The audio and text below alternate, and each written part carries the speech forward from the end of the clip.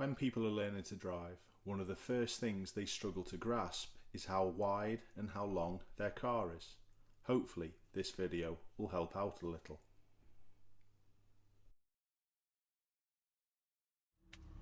Let's have a look at the width first of all. I've used this quiet car park to explain this as quickly and as simply as possible. Basically, when you're driving down this car park and keeping in between the lines, you couldn't go any closer to the line to the left and any closer to the line to the right.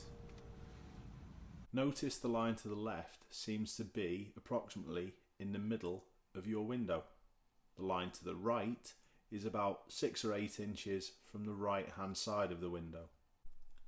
And where these lines seem to be can now represent the outside edges of exactly how wide your car is.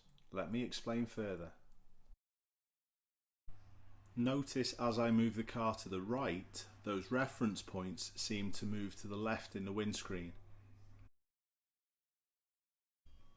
And the opposite happens when I steer the car back to the left. You can tell when the car's straight because those reference points will stay in the same position in the windscreen. They won't be moving one way or the other. The best place to look when you're trying to work this out is down the far end of the car park by the trees, or as far as you can. Now have a little look where those reference points are compared to where they were before. It's pretty obvious that our car is now further to the right than it was to start. Now getting back to the left, which by the way is exactly the same as if you were parking next to a curb on the left, is the opposite process. You steer back to the left. When you have your reference point lined up, you look far up the road, get straight and keep your reference point in the same position. Simple.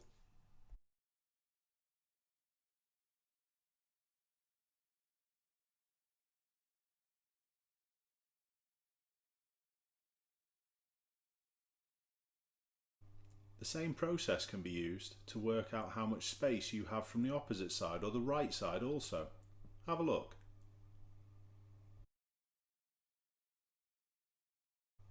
So now you can apply this skill to whenever you're driving on the road to work out how much space you have from things. Make sure though you don't stare down at your reference points. Use them as glances or even peripherally as much as you possibly can. By focusing far away, it will always help you to decide whether you're drifting towards one side or the other.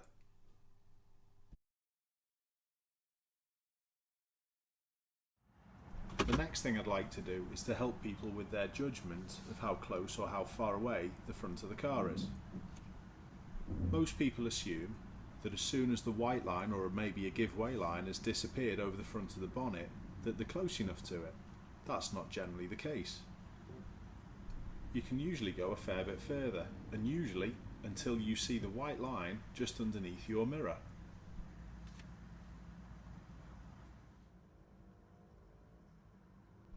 To a lot of people that won't seem possible, but have a look.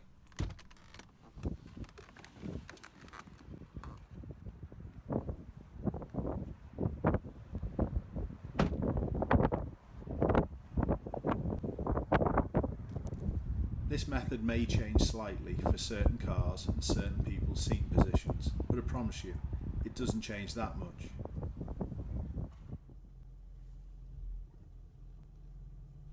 What I would advise would be to have a go in an empty car park like this, but as you can see, it's even exactly the same in a Range Rover,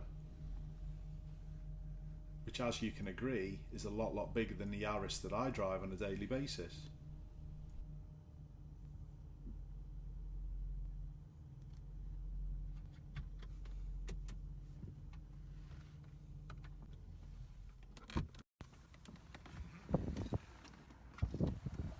Hopefully now with this judgment it'll give you confidence on how and where to position your car.